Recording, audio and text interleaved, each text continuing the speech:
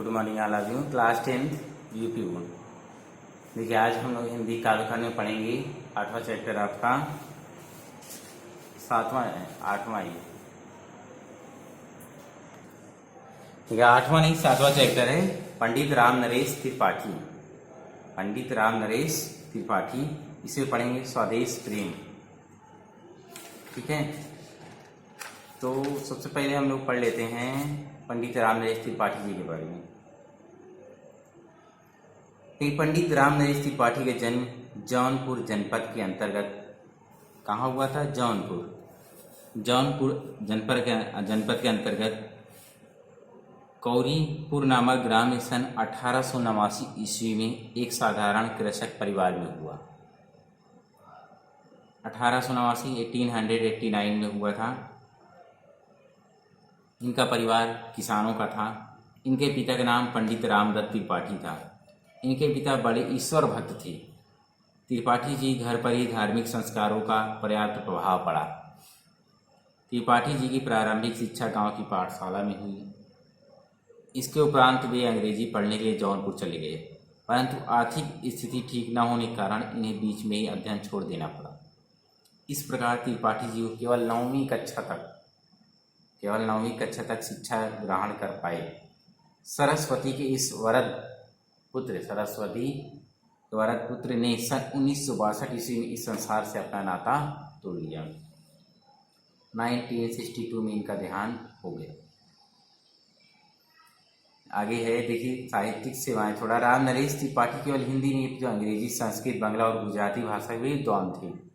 केवल हिंदी के नहीं बल्कि अंग्रेजी के भी, संस्कृत के, बांग्ला के और गुजराती भाषा के भी ये विद्वान थे।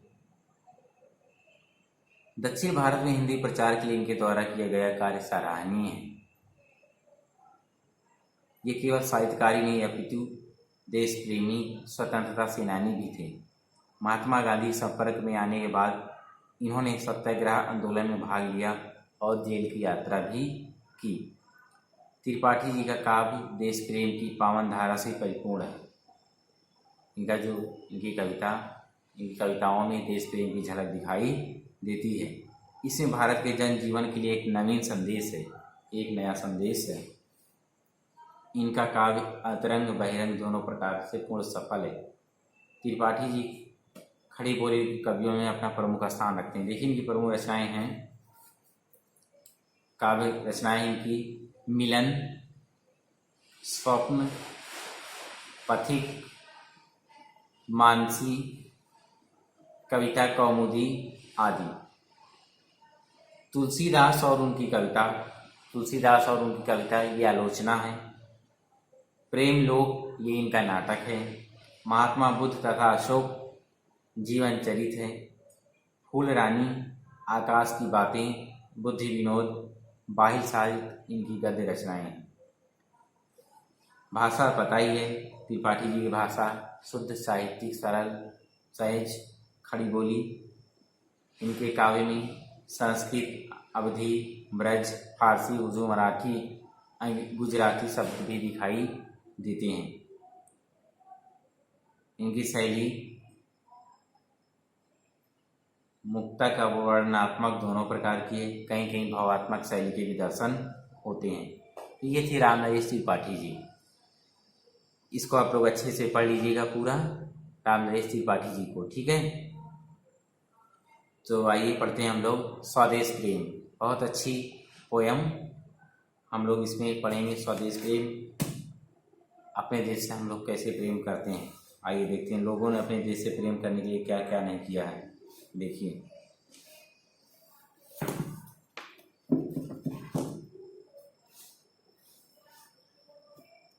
क्या दिया है। अतुलनीय जिनके प्रताप का साक्षी है प्रत्यक्ष दिवाकर, घूम घूम कर देख चुका है जिनकी निर्मल कीर्ति निशाकर। अतुलनीय जिनके प्रताप का साक्षी है प्रत्यक्ष दिवाकर, घूम घूम कर देख चुका है जिनके निर्मल कीर्ति निशाकर। देख चुके हैं जिनका वैभव ये नभ के अनंत तारागण। अनगिनत बार सुन चुका है नभ, अनगिनत बार सुन चुका है नभ, जिनका विजय घोष रणगर्जन, विजय घोष रणगर्जन। देखिए अतुलनीय, अतुलनीय मतलब होता है बेजोड़, जिसकी कोई तुलना ना की जाए। दिवाकर जानते ही हैं सूर्य, और निशाकर यानी चंद्रमा। रणगर्जन मतलब, रणगर्जन यानी युद्ध की गर्जना, युद्ध की गर्जना। देखिए अतुलनीय जिनके प्रताप का साक्षी है प्रत्यक्ष दिवाकर। कवि कहते हैं कि, त्रिपाठी जी कहते हैं कि तुम उन पूर्वजों का स्मरण करो, उन पूर्वजों को याद करो जिनके बेजोड़ प्रताप या जिनके अतुलनीय प्रताप की, जिनके अतुलनीय प्रताप की साक्षी सूर्य आज भी दे रहा है, प्रत्यक्ष है। कवि कहते हैं, त्रिपाठी जी कहते हैं तुम उन पूर्वजों या उन वीरों को याद करो, उन शहीदों को याद करो जिनके प्रताप का, जिनका तुलनीय प्रताप का साक्षी सूर्य आज भी दे रहा है, साक्षी सूर्य आज भी दे रहा है। ये वही पुरुष थे, ये वही वो पुरुष थे जिनकी धवल और स्वच्छ कीर्ति को, जिनकी निर्मल और स्वच्छ कीर्ति को यत्र तत्र यहाँ वहाँ सर्वत्र घूम घूम कर, यहाँ वहाँ घूम घूम कर चंद्रमा भी देख चुका है, चंद्रमा भी देख चुका है। देखिए फिर से दो लाइन समझिए, कवि क्या कहते हैं। कवि त्रिपाठी जी कहते हैं कि हमें उन पूर्वजों, उन वीरों का स्मरण करना चाहिए जिनका, जिनके अतुलनीय प्रताप का, जिनके अतुलनीय साहस का साक्षी सूर्य आज भी प्रमाण दे रहा है, आज ही प्रमाण दे रहा है। ये वही पुरुष हैं, ये वही पुरुष थे, ये वही वीर हैं जिनकी धवल स्वच्छ, ये दिया है ना, घूम घूम कर देख चुका है जिनकी निर्मल कीर्ति निशाकर, जिनकी धवल और स्वच्छ वीरता की कहानी को चंद्रमा यहाँ से वहाँ घूम घूम कर देख चुका है, देख चुके हैं जिनका वैभव ये नभ के अनंत तारागण। हमारे पूर्व, हमारे वीरों को, ऐसे वीर जिनके ऐश्वर्य को, जिनके वैभव को, ऐश्वर्य को ये तारों का अनंत समूह बहुत पहले देख चुका था, बहुत पहले देख चुका था। ऐसे थे हमारे पूर्वज, ऐसे थे हमारे पूर्व के वीर जिनके विजय घोषों और युद्ध गर्जनाओं को, जिनके विजय और युद्ध गर्जनाओं को आकाश अनगिनत बार सुन चुका है, आकाश अनगिनत बार सुन चुका है। अर्थात हमारे पवित्र चरित्र पूर्वजों का प्रताप, यश, वैभव, युद्ध कौशल आदि सब कुछ अद्भुत और अभूतपूर्व था, जिसका प्रत्यक्ष प्रमाण सूर्य और चंद्रमा आज भी दे रहे हैं। ठीक,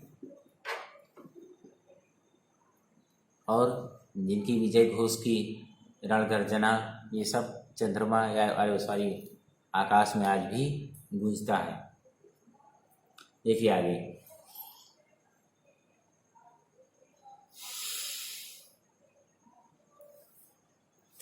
अगला है शोभित है, शोभित है सर्वोच्च मुकुट से जिनके दिव्य देश का मस्तक। शोभित है सर्वोच्च मुकुट से जिनके दिव्य देश का मस्तक, गूंज रही है सकल दिशाएं जिनके जय गीतों से अब तक। जिनकी महिमा का अविरल, जिनकी महिमा का अविरल साक्षी, जिनकी महिमा का अविरल साक्षी सत्य रूप हिमगिरिवर उतरा करते थे विमान दल, जिनके विस्तृत वक्ष स्थल पर। देखिए क्या कह रहे हैं, शोभित है सर्वोच्च मुकुट से जिनके दिव्य देश का मस्तक। कवि कहते हैं कि भारत हमारे चिरस्मरणीय पूर्वजों या वीरों का देश है, वीरों का देश है। शोभित है सर्वोच्च मुकुट से जिनके दिव्य देश का मस्तक। इस इसका भाल हिमालय रूपी क्या करें इस देश का मस्तक, इस देश का मस्तक सर्वोच्च मुकुट हिमालय क्या करें इस देश का मस्तक सर्वोच्च मुकुट रूपी हिमालय से सुशोभित हो रहा है, सुशोभित है। सुशोभित है सर्वोच्च मुकुट से जिनके दिव्य देश का मस्तक। एक कवि यहाँ कहते क्या कवि कहते हैं हमारे पूर्वज के स्मरणीय हैं, हम उन्हें कभी भूल नहीं सकते हैं। ऐसे वीरों को जिनकी वजह से हमारे देश में हिमालय रूपी सर्वोच्च मुकुट सुशोभित है। हमारे पूर्वज ऐसे थे जिनके विजय गीतों का गूंज रही सकल दिशाएं जिनके जन गए गीतों से। क्या करें हमारे ऐसे वीरों की कहानी, वीरों की गाथा आज भी चारों दिशाओं में उनके जय गीतों की उद्घोषणा कर रही है। उनके जय गीतों का ये कहें उनके जय गीतों यानी विजय के गीत आज भी संपूर्ण दिशाओं में चारों दिशाओं में गूंज रही है। फिर से समझिए इसको शुरू से। शोभित है सर्वोच्च मुकुट से जिनके दिव्य देश का मस्तक गूंज रही है सकल दिशाएं जिनके जय घोषों से अब जय गीतों से अब तक। कवि कहते हैं कि हमारे पूर्वज वीर चिर स्मरणीय हैं, उन्हें कभी भुलाया नहीं जा सकता है। इसका भाल हिमालय रूपी सर्वोच्च मुकुट से सुशोभित है, अर्थात हमारे देश का मस्तक हिमालय रूपी सर्वोच्च मुकुट से सुशोभित हो रहा है। हमारे पूर्वज ऐसे थे जिनके विजय के गीत आज तक संपूर्ण दिशाओं में गूंज रहे हैं। हमारे पूर्वज वीर ऐसे थे जिनके विजय गीत आज भी संपूर्ण दिशाओं में गूंज उठते हैं या गूंज रहे हैं। उतरा करते थे विमान दल जिसके विस्तृत वक्ष स्थल पर नहीं एक लाइन और है रह गया देखिए। जिनकी महिमा का अविरल है जिसके विस्तृत वक्ष स्थल पर साक्षी सत्यरूप हिमगिरी। क्या करें जो हमारे ऐसे भी जिनकी महिमा का साक्षी, जिनकी महानता का साक्षी, वीरता का साक्षी आज भी सत्य स्वरूप श्रेष्ठ हिमालय उनका साक्षी है, यह दे रहा है। क्या करें हम, ये हमारे पूर्वज ऐसे थे, हमारे वीर ऐसे थे जिनकी महिमा का साक्षी आज भी सत्य स्वरूप श्रेष्ठ हिमालय दे रहा है। अर्थात जिनकी महिमा का साक्षी हिमालय आज भी सत्य रूप में ले रहा है। ये कहें कि जिनकी महानता, जिनकी वीरता ये साक्षी आज भी हिमालय है। उतरा करते थे विमान दल जिसके विस्तृत स्थल पर। क्या कह रहे हैं हिमालय का भी अपना इतिहास है, क्या करें कभी कह रहे हैं इसके विशाल वक्ष स्थल पर, क्योंकि हिमालय बहुत बड़ा हुआ है, वही कहे इसके विशाल वक्ष स्थल पर विभिन्न लोगों के विमान समूह बना कर उतरा करते।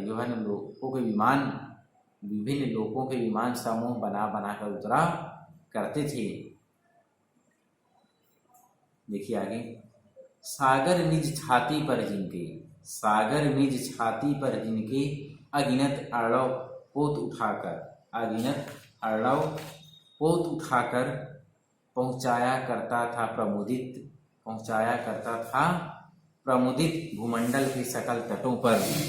नदियां जिसकी यश धारा सी बहती हैं अब भी निसी वासर। ढूंढो उनके चरण चिन्ह भी पाओगे तुम उनके तट पर। देखिए आगे।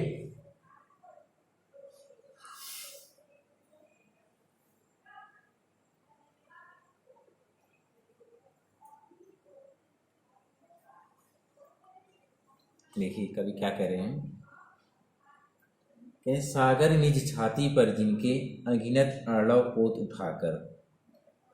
कवि कहते हैं कि हमारे पूर्वज ऐसे थे, हमारे वीर ऐसे थे कि स्वयं समुद्र भी उनकी सेवा में तत्पर रहता था। स्वयं समुद्र भी उनकी सेवा में तत्पर रहता था। वह अपनी छाती पर उनके असंख्य जहाज़ों को उठाकर वे अपनी छाती पर उनके असंख्य जहाज़ों को उठाकर प्रसन्न मन से पृथ्वी के समस्त तटों पर पहुंचाया करते थे, पहुंचाया करता था या पहुंचाया करते थे। पृथ्वी के समस्त तटों पर पहुंचाया करते थे। नदियाँ जिसकी यश धारा सी बहती हैं अभिनिशी वासर, बहती हैं अभिनिशी वासर। क्या कह रहे हैं? क्या इस देश में रात दिन बहती हुई नदियाँ, इस देश में रात दिन बहती हुई नदियाँ मानो इसके यश की धारा हैं, मानो इसके यश की धारा हैं। ढूंढो उनके चरण चिन्ह भी पाओगे तुम इनके तट पर। कह रहे हैं इस देश में रात दिन बहने वाली नदियां मानो इसके यश की धारा हैं। धन थे वे हमारे पूर्वज, हमारे वीर, उनका समर्पण अद्भुत था। मुझे तो ऐसा लगता है जैसे उनके चरण चिन्ह, कवि क्या कह रहे हैं? कह रहे हैं मुझे तो ऐसा लगता है जैसे उनके चरण चिन्ह आज भी नदियों और समुद्रों तट पर मिल जाएंगे। कोई जाकर उन्हें ढूंढे तो सही, कोई जाकर उन्हें ढूंढे तो सही। देखिए आगे है, विषुवत रेखा का वासी जीता है नित हाँफ हाँफ कर। विषुवत रेखा यानी भूमध्य रेखा, विषुवत रेखा यानी भूमध्य रेखा, जहाँ पर सूर्य की किरणें हमेशा सीधी पड़ती हैं और यहाँ पर गर्मी बहुत होती है। और ध्रुववासी शीतल या ध्रुव प्रदेश में रहने वाला। करे विषुवत रेखा का वासी जो जीता है नित हाँफ हाँफ कर, रखता है अनुराग अलौकिक वह भी अपनी मातृभूमि पर।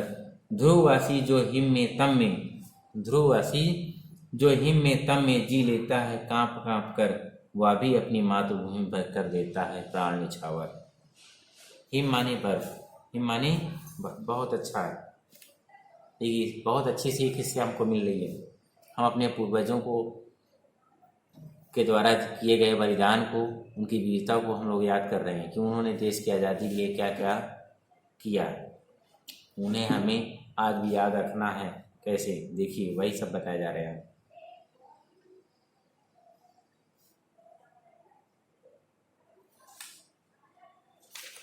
देखिए, विषुवत रेखा का वासी जो जीता है नित हाँफ हाँफ कर, रखता है अनुराग अलौकिक। विषुवत रेखा का वासी, त्रिपाठी जी कहते हैं भूमध्य रेखा क्षेत्र यानी विषुवत रेखा क्षेत्र में रहने वाले व्यक्ति जो वहाँ की असहनीय गर्मी के कारण हाँफ हाँफ कर अपना जीवन व्यतीत करते हैं, हाँफ हाँफ कर अपना जीवन व्यतीत करते हैं। वे ऐसे भीषण गर्मी में भी अपने क्षेत्र को त्याग कर, अपनी जन्मभूमि को त्याग कर अन्य शीतल प्रदेश में जाकर रहना पसंद नहीं करते हैं, यानी कहीं और वो जाते नहीं हैं। विषुवत रेखा का वासी जो जीता है नित हाँफ हाँफ कर, रखता है अनुराग अलौकिक वह भी अपनी मातृभूमि पर। त्रिपाठी जी कहते हैं भूमध्य रेखा विषुवत रेखा क्षेत्र में रहने वाले व्यक्ति जो वहाँ की असहनीय गर्मी के कारण हाँफ हाँफ कर अपना जीवन व्यतीत करते हैं, अपनी जन्मभूमि से अधिक प्रेम करते हैं। वे अपनी जन्मभूमि से बहुत अधिक प्रेम करते हैं और उसके प्रति अपार श्रद्धा भाव रखते हैं। इसीलिए वो ऐसे भीषण गर्मी में भी अपने क्षेत्र को, अपनी जन्मभूमि को त्याग कर शीतल प्रदेशों में जाकर रहना पसंद नहीं करते हैं। यानी वो अपनी जन्मभूमि से इतना प्रेम करते हैं कि चाहे जितनी गर्मी पड़े हम उस जन्मभूमि को छोड़कर कहीं जाते नहीं हैं। जैसे अपना क्षेत्र है, उदाहरण के तौर पर यहाँ इधर बहुत गर्मी टाइम में बहुत गर्मी पड़ती है। अगर मन करे तो कभी घूम आए ठंडे प्रदेशों में, है ना। लेकिन मनुष्य जाता भी है तो थोड़े दिनों के लिए, लेकिन अपनी जन्मभूमि को छोड़कर वो हमेशा के लिए नहीं जाता है, क्योंकि वह अपनी जन्मभूमि से, अपने क्षेत्र से बहुत प्रेम और श्रद्धा भाव रखता है। देखिए आगे क्या है। इसी प्रकार ध्रुववासी हैं। ध्रुववासी जो हिम में तम में जी लेता है, कांप कांप कर वह भी अपनी मातृभूमि पर कर देता है प्राण न्यौछावर। इसी प्रकार ध्रुव प्रदेश यानी ठंडे प्रदेशों में जहाँ हर समय बर्फ जमी रहती है, असहनीय सर्दी पड़ती है, असहनीय सर्दी पड़ती है तथा कोहरे के कारण दिन में भी रात का भ्रम होने लगता है, तथा कोहरे के कारण लगता है कि दिन में ही रात हो गई है। किंतु वहाँ के निवासी जीवन की यातनाओं और विपदाओं को सहते हुए, किंतु वहाँ के निवासी जीवन की कठिनाइयों को, इन परेशानियों को सहते रहते हैं और कांप कांप कर अपना जीवन उसी प्रदेश में व्यतीत करना पसंद करते हैं, यानी अपनी मातृभूमि पर ही पसंद करते हैं, वहीं पर रहते हैं, अन्यत्र जगह कहीं छोड़कर उस स्थान को जाते नहीं हैं, क्योंकि उनमें भी अपने देश और जन्मभूमि के प्रति अटूट प्रेम है, क्योंकि वो भी अपनी जन्मभूमि से बहुत प्रेम करते हैं और उनकी रक्षा के लिए भी अपने प्राणों को न्यौछावर कर देते हैं। कवि कहना क्या चाहता है? कहते हैं कि जैसे दुर्गम प्रदेशों में रहने वाले लोग अपने देश को छोड़कर सुविधाजनक स्थानों पर नहीं जाना चाहते हैं, दुर्गम स्थानों पर रहने वाले लोग अपने देश को छोड़कर, अपनी जन्मभूमि को छोड़कर सुविधाजनक वाले स्थानों पर जाना नहीं चाहते हैं, अर्थात वो अपनी, या ये कहें कि कवि ये कहना चाहता है कि विदेशों में प्राप्त भौतिक सुविधाओं से आकर्षित होकर, विदेशों में प्राप्त होने वाली भौतिक सुख सुविधाओं से आकर्षित होकर विदेश की ओर पलायन करने वाले भारतवासियों के अंदर प्रेम अपने देश के प्रति प्रेम जागृत करने का प्रयास किया है। यानी हम अपनी मातृभूमि से, अपनी जन्मभूमि से इतना प्रेम करें कि इसे छोड़कर कहीं और दूसरी जगह जाने की इच्छा न करें, चाहे गर्मी हो, चाहे ठंडी हो, चाहे हाँफ कर जीना पड़े, चाहे काँप कर जीना पड़े, परंतु हम अपनी मातृभूमि, अपनी जन्मभूमि छोड़कर कहीं नहीं जाएंगे। और लोग जाते भी नहीं हैं, जो स्वार्थी होते हैं वही ऐसा करते हैं। देखिए अगला, तुम तो हे प्रिय बंधु, ये वाला अभी जो पढ़ाया हूँ, विषुवत रेखा का वासी हो, जीता है नहीं तो हाँफ कर, ये बहुत ही इम्पोर्टेंट है आपके एग्जाम के लिए, बहुत इम्पोर्टेंट, इसको अच्छे से पढ़िएगा और बहुत आसान भी है, बहुत मस्ट इम्पोर्टेंट है। देखिए आगे देखिए, तुम तो हे प्रिय बंधु स्वर्ग सी सुखद सकल सी विभवों की आकर, तुम तो हे प्रिय बंधु स्वर्ग सी सुखद सकल विभवों की आकर, धरा शिरोमणि मातृभूमि में धन्य हुए हो जीवन पाकर। तुम जिसका जल अन्न ग्रहण कर बड़े हुए लेकर, जिसकी रज तन रहते कैसे तज दोगे उसको हे वीरों के वंशज। तुम तो हे प्रिय बंधु स्वर्ग सी सुखद सकल, क्या कह रहे हैं, आकर माने खजाना, धरा शिरोमणि मतलब पृथ्वी पर सबसे अच्छी। एक कवि क्या कहते हैं, चाहे विषुवत रेखा का वासी हो, चाहे ध्रुव वासी हो, वह भी अपनी जन्मभूमि से बहुत प्रेम करता है। हे बंधु, हे भाई बंधु, क्या कह रहे हैं, तुम हे प्रिय बंधु, हे मेरे प्रिय भाई बंधुओं, हे मेरे प्रिय भाई बंधुओं, तुम्हें तो पृथ्वी का वह भाग मिला है, जिससे अच्छा खंड कोई है ही नहीं, यानी सबसे अच्छा खंड यहाँ पर है अगर कोई, तो वह है क्या, पृथ्वी। पृथ्वी से अच्छी कोई जगह नहीं है।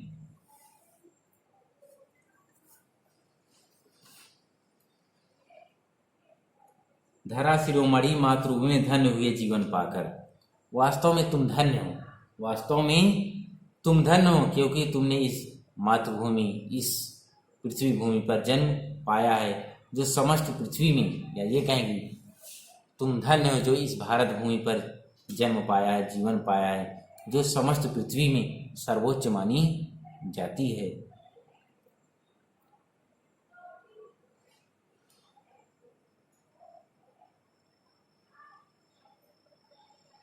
धन्य हुए जीवन पाकर तुम जिसका अन्न जल ग्रहण कर बड़े हुए जिसकी रज।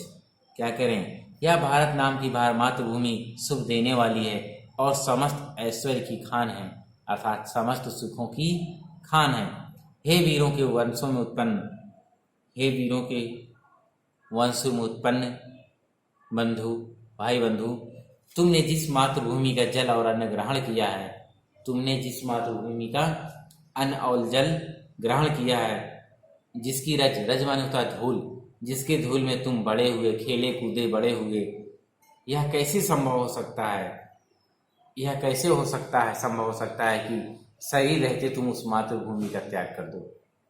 शरीर रहते हुए तुम उस मातृभूमि का त्याग कर दो, यह कैसे संभव हो सकता है? अर्थात यह असंभव है। अर्थात यह असंभव है कि जिस मातृभूमि हम लोग खेले कूदे पड़े पड़े, जिसके धूल में खाए पिए बड़े हुए, इतने उस मातृभूमि को हम लोग इतनी आसानी से कैसे त्याग दें? अर्थात हमें त्यागना नहीं है, हमें अपनी मातृभूमि जन्मभूमि से प्रेम करना है और उसी में हमें और उसी की सेवा करनी है। देखिए आगे अगला है, जब तक साथ एक भी दम हो, जब तक साथ एक भी दम हो अवशिष्ट एक भी धड़कन, जब तक साथ एक भी दम हो अवशिष्ट एक भी धड़कन, रखो आत्मगौरव से ऊंची पलके ऊंचा से ऊंचा मन। एक बूंद भी रक्त शेष हो जब तक, एक बूंद भी रक्त शेष हो जब तक मन में हो, हे शत्रुंजय, जब तक मन में है हे शत्रुंजय, दीन वचन मुख से ना उचारो, मानो नहीं मृत्यु का भी भय। क्या कह रहे हैं देखिए, जब तक साथ एक भी दम हो अवशिष्ट एक भी धड़कन। क्या कह रहे हैं कवि, हे मातृभूमि से अनुराग, हे मातृभूमि से प्रेम रखने वाले भाई बंधुओं, जब तक तुम में एक भी सांस शेष है, यानी एक भी सांस चल रही है, तब तक, जब तक तुम्हारे शरीर में एक भी स्पंदन, एक भी तरंग बाकी है, थोड़ी सी भी जान बाकी है, तब तक कभी भी अवसाद और दीनता का जीवन मत जियो। तब तक कभी भी अवसाद और दीनता यानी दुख भरा जीवन मत जियो, दुख भरा जीवन मत जियो। रखो आत्मगौरव से ऊंची पलकें ऊंचा से ऊंचा मन। अपने आत्मगौरव आत्मसम्मान का पालन करो, अपने आत्मगौरव आत्मसम्मान का पालन करो। आत्मगौरव से आंखें, सिर और मन ऊंचा करके चलते रहो। आत्मगौरव से सिर, मन और ऊंचा करके हमेशा चलते रहो। एक बूंद भी रक्त शेष हो जब तक मन में हे शत्रुंजय। शत्रुंजय मतलब होता है शत्रुओं को जीतने वाले। हे शत्रुओं को जीतने वाले, हे शत्रुओं को जीतने वाले, जब तक तुम्हारे शरीर में एक बूंद भी खून बचा है, जब तक तुम्हारे शरीर में एक बूंद भी खून बचा है, तब तक मुख से दीनता भरे शब्दों का उच्चारण मत करो। तब तक मुख से दीनता भरे शब्दों का उच्चारण मत करो। यदि कोई मृत्यु का डर भी दिखाता हो, यदि कोई मृत्यु का, क्या कह रहे, दीन वचन मुख से न उच्चारो। यदि कोई मृत्यु का डर भी दिखाता हो तो डरो मत, तो तुम मृत्यु से डरो मत। यह तो नियम है, यह तो नियम है कि जो आता है वह जाता है। यह तो नियम है कि जो पैदा होता है वह मर जाता है और जो मर गया वह पुनर्जन्म प्राप्त कर लेता है। इसलिए तुम मृत्यु से कभी मत डरो, दीन वचन मुख से न उच्चारो और अपने मुख से कभी दीनता भरे शब्दों का उच्चारण मत करो। दीनता भरे यानी गलत शब्दों का इस्तेमाल कभी न करें। देखिए आगे,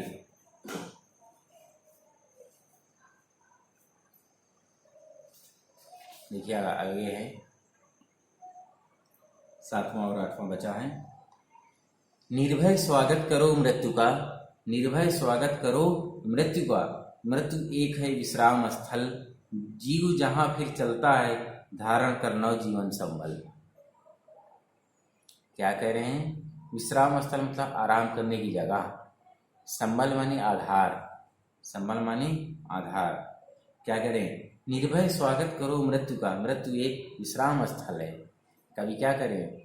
भारत के वीरों को संबोधित करते हुए क्या करें? हे भारत के वीरों, वीर युवकों, तुम निडर होकर मृत्यु का स्वागत करो, तुम निडर होकर मृत्यु का स्वागत करो। तुम मृत्यु से डरो नहीं, तुम मरने से डरो नहीं। मृत्यु तो ऐसा स्थान है जहाँ पर मनुष्य अपनी जीवन भर की सारी थकान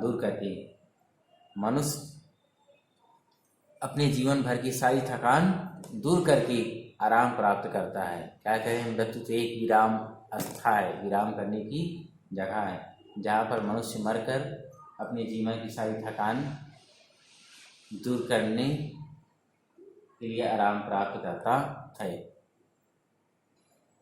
देखिए आगे, जीव जहाँ से फिर चलता है धारण कर नव जीवन मंगल। जीव जहाँ से, कह रहे हैं मृत्यु एकमात्र वह स्थान है जहाँ से मानव अपने पुराने शरीर को त्याग कर एक नए शरीर में एक नवीन जीवन धारण करता है, एक नया शरीर धारण करता है, ग्रहण करता है।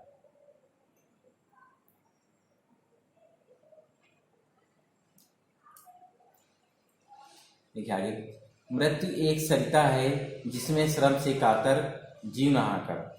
मृत्यु एक सरिता है जिसमें श्रम से कातर जीव नहाकर फिर नूतन धारण करता है काया रूपी वस्त्र बहाकर।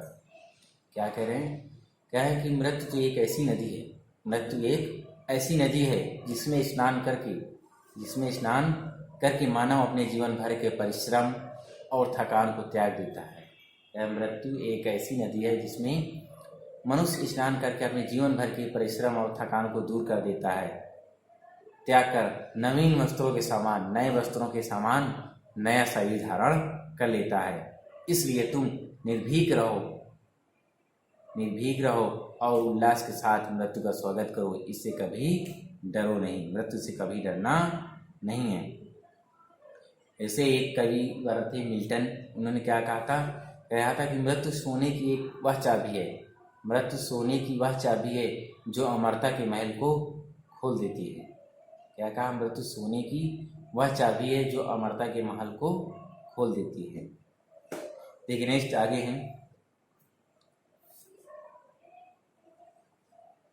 सच्चा प्रेम वही है जिसकी तृप्ति आत्मबलि पर हो। सच्चा प्रेम वही है जिसकी तृप्ति आत्मबलि पर हो। त्याग बिना निष्प्राण प्रेम है, करो प्रेम पर प्राण निछावर। देश प्रेम वह पुण्य क्षेत्र है, अमल असीम त्याग से विलसित आत्मा के विकास से जिसमें मनुष्यता होती है विकसित। देखिए सच्चा प्रेम तृप्ति मतलब होता है संतोष करना। क्या होता है? संतोष करना। सच्चा प्रेम वही है जिसकी तृप्ति आत्मबलि पर हो। त्रिपाठी जी कहते हैं कि सच्चा प्रेम, वास्तविक प्रेम वही कहलाता है जिसकी प्रवृत्ति, सच्चा प्रेम वही है जो आत्मत्याग में होती है। अर्थात सच्चा प्रेम आत्मत्याग पर निर्भर होता है, यानी जो हमेशा त्याग करने के लिए तैयार रहे वही सच्चा प्रेम है। जो व्यक्ति त्याग करने के लिए तैयार नहीं है वह सच्चा प्रेम बिल्कुल नहीं। इस सच्चे प्रेम के लिए यदि हमें अपने प्राणों का बलिदान भी करना पड़े, इस सच्चे प्रेम के लिए त्याग बिना निष्प्राण प्रेम है, करो प्रेम पर प्राण निछावर। करें इस सच्चे प्रेम के लिए अगर हमें अपने प्राणों का त्याग भी करना पड़े,